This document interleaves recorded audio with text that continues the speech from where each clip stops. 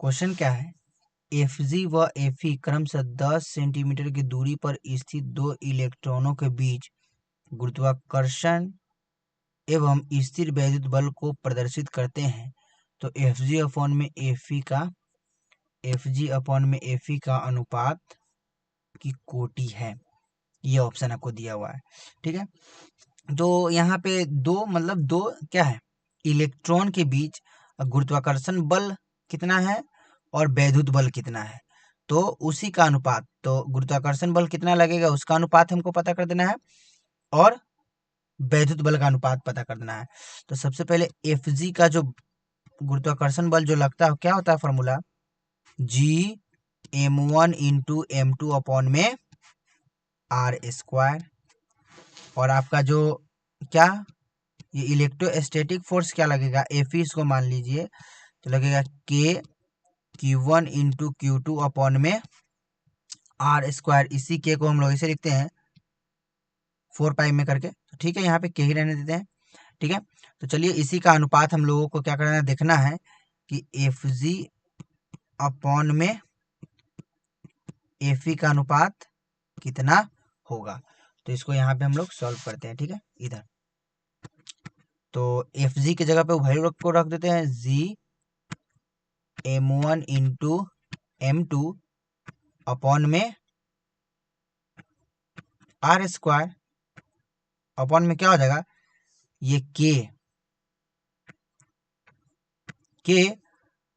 ई और ई, तो ई क्या है, इलेक्ट्रॉन है, मतलब यहाँ पे आवेश क्या है, इलेक्ट्रॉन, तो ई × ई अपॉन में r²। ठीक है, ये वैल्यू कट गया, तो क्या आ जाएगा, Gm1 × m2 अपॉन में ke²। ठीक है, तो सबसे पहले इस वैल्यू पता होना चाहिए, जी बड़ा वाला जी का मान क्या होता है, तो 6.67 × 10⁻11 metre cube kg second square हो जाता है। ठीक है, ई का वैल्यू कितना होता है, तो 1.6 × 10⁻19 कूलम, मतलब आवेश, इलेक्ट्रॉन का आवेश। इलेक्ट्रॉन का द्रव्यमान कितना होता है, तो 9.11 × 10⁻31 kg।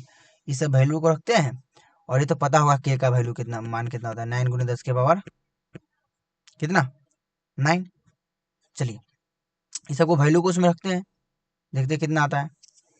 तो जी की जगह पे 6.67 × 10⁻11 और द्रव्यमान की जगह पे 9.11 × 10⁻31, फिर 9.11 ×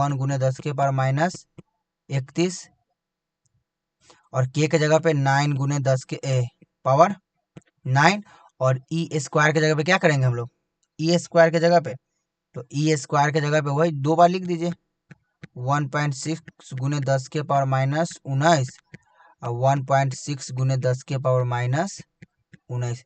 इसी को सॉल्व करने के बाद आपका आंसर आ जाएगा। ठीक है, इसी मैथमेटिक को सॉल्व कीजिए, वो अप्रॉक्स देखिए किसके बराबर आ जाएगा।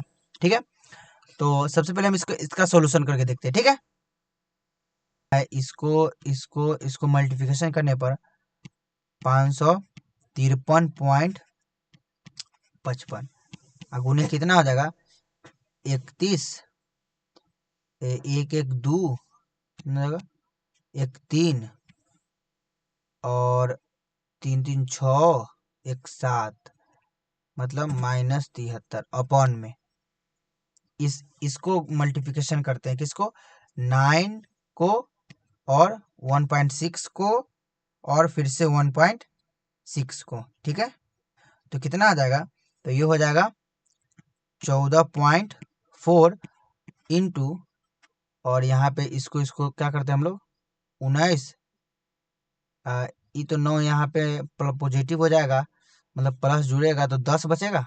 19 में हम किसको जोड़ेंगे, 19 में हम लोग -19 में 9 को जोड़ेंगे तो कितना आ जाएगा, 10, तो -10 कितना हो जाएगा, -29 बचेगा। ठीक है, तो अब ये लास्ट स्टेप है, इसको सबसे पहले हम लोग क्या करेंगे, इसको हम लोग सबसे पहले तो हम इसको डिवाइड करेंगे, इसको मतलब 553/55, ठीक है, 553.55, उसका डिवाइड हम लोग किस में करेंगे, तो 14.4, चलिए 14.4 कर देते हैं, ठीक है।